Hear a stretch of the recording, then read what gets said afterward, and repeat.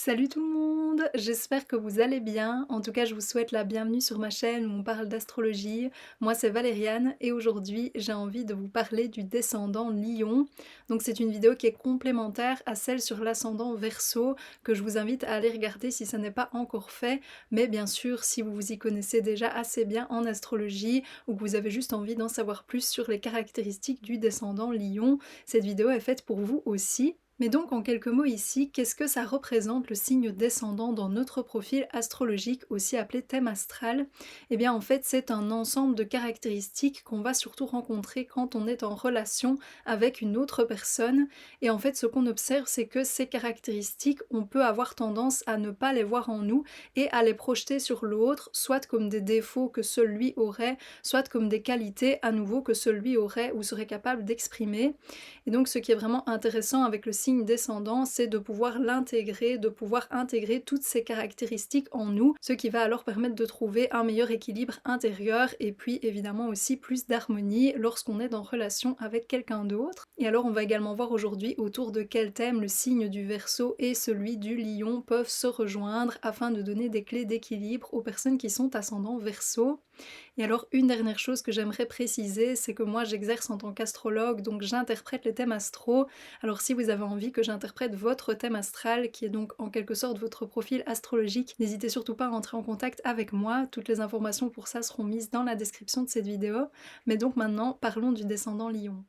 Alors une première caractéristique que les personnes avec l'ascendant Verseau peuvent avoir tendance à projeter sur l'autre comme un défaut qu'elles n'auraient pas du tout, c'est le fait d'être égocentrique. Donc en effet, la personne avec ce signe ascendant pourrait regarder l'autre, regarder quelqu'un avec qui elle est en relation et se dire mais enfin cette personne ne pense qu'à elle-même, on dirait qu'elle n'est intéressée que par elle-même, qu'elle n'a même pas conscience qu'il y a des choses plus importantes que sa petite personne, alors que moi, dirait l'ascendant Verseau, justement j'ai autre chose à faire que de regarder mon nombril et de croire que je suis la personne la plus importante de l'univers. Et puis en plus de cet égocentrisme, la personne avec l'ascendant Verseau pourrait voir aussi que l'autre est quelqu'un d'imbu de lui-même, se dire mais enfin cette personne semble croire qu'elle est la meilleure personne sur Terre et qu'elle a absolument besoin de le démontrer, de le mettre en évidence auprès de tout le monde. Elle n'arrête pas de se mettre en spectacle alors que moi j'ai autre chose à faire, dirait toujours l'ascendant Verseau,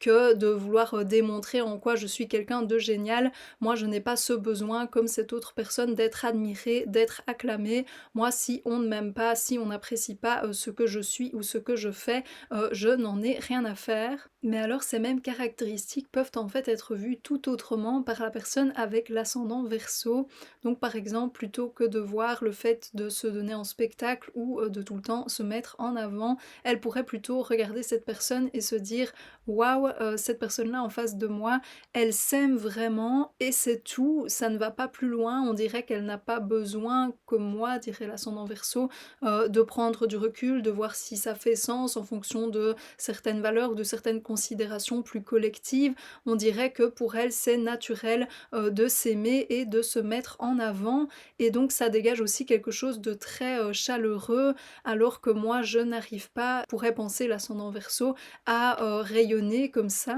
Et puis autre chose aussi que la personne avec l'ascendant Verseau pourrait projeter sur l'autre comme une qualité qu'elle n'aurait pas, c'est le fait de pouvoir se démarquer naturellement tout en étant intégrée. Elle pourrait regarder cette autre personne et se dire waouh, cette personne-là, quand elle est elle-même, quand elle se montre originale, spéciale, eh bien ça a l'air de plaire aux autres, ça a l'air de dégager quelque chose qui est globalement apprécié ou admiré, alors que moi quand je montre qui je suis, on dirait plutôt que ça dérange. Et donc dans ces cas-là, ce qui peut se passer lorsque la personne avec l'ascendant Verseau entre en relation avec quelqu'un, c'est qu'elle ait l'impression que tout d'un coup, il n'y a plus Dieu que pour cette personne et qu'elle-même se retrouve d'autant plus aliénée et isolée, que cette personne en face d'elle, en quelque sorte, l'efface ou lui vole la vedette ou la renvoie au fait qu'elle, elle ne plaît peut-être pas autant. Et alors dans l'autre sens, ce qui peut se passer aussi, c'est que la personne avec ce signe ascendant ait l'impression que c'est uniquement uniquement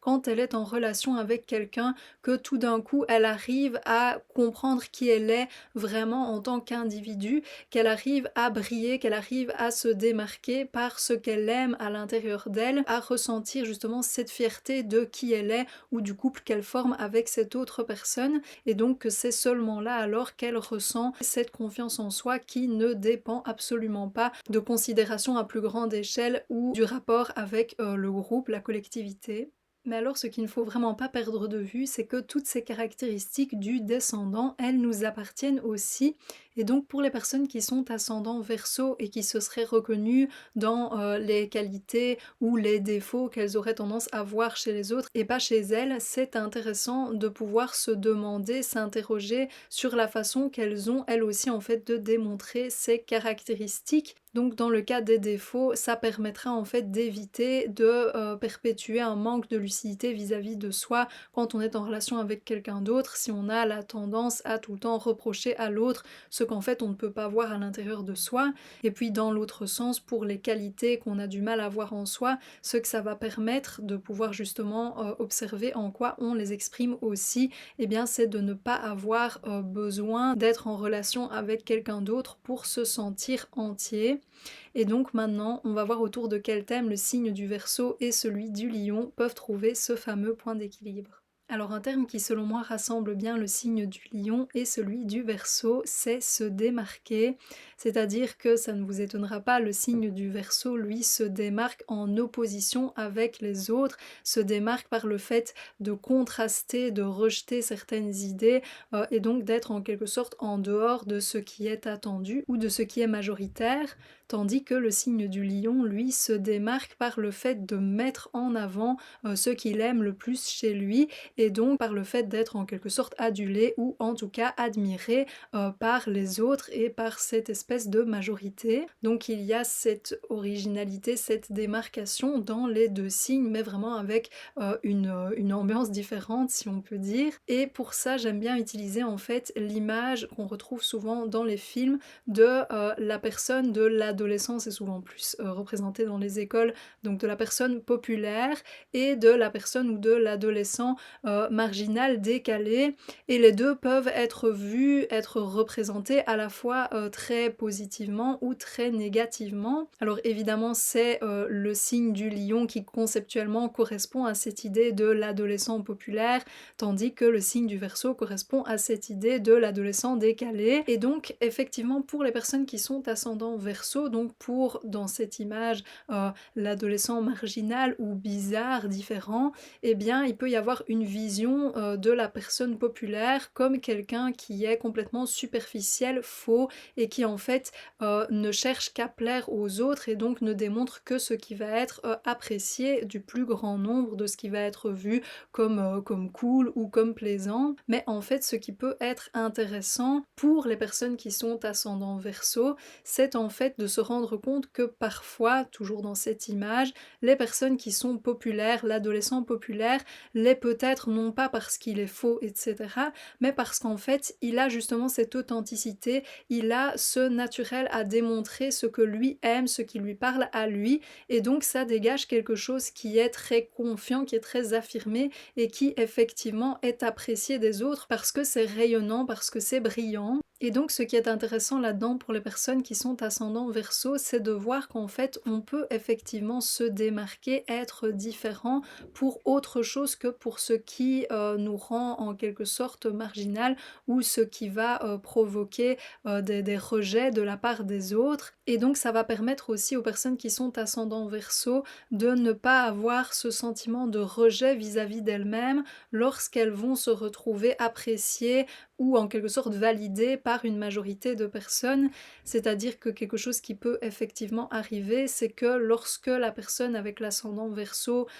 qui démontrait certaines caractéristiques effectivement marginales ou qui sortaient de l'ordinaire, fait en fait groupe, c'est-à-dire que beaucoup de personnes finissent par venir autour d'elle et par se reconnaître là-dedans et que ça crée même une sorte de mode, et bien ce qui peut arriver c'est que la personne avec l'ascendant Verseau veut absolument alors prendre de la distance par rapport en fait à cette admiration, par rapport à cette appréciation générale, parce qu'elle n'a pas pu dans ces cas-là intégrer qu'il n'y avait en fait rien de superficiel ou de mâle ou de mouton comme je dis, dans le fait d'être entourée, dans le fait d'être appréciée, voire acclamée par un groupe de personnes et donc une recherche d'équilibre qui peut s'avérer proéminente dans la vie des personnes qui sont ascendants Verseau. C'est à la fois de pouvoir garder cette capacité à aller complètement à contre-courant, à être rebelle, à être original d'une façon qui va bouleverser la façon de penser des autres ou de certains groupes et en même temps de pouvoir parfois uniquement se concentrer sur elles-mêmes, de pouvoir valoriser leur subjectivité,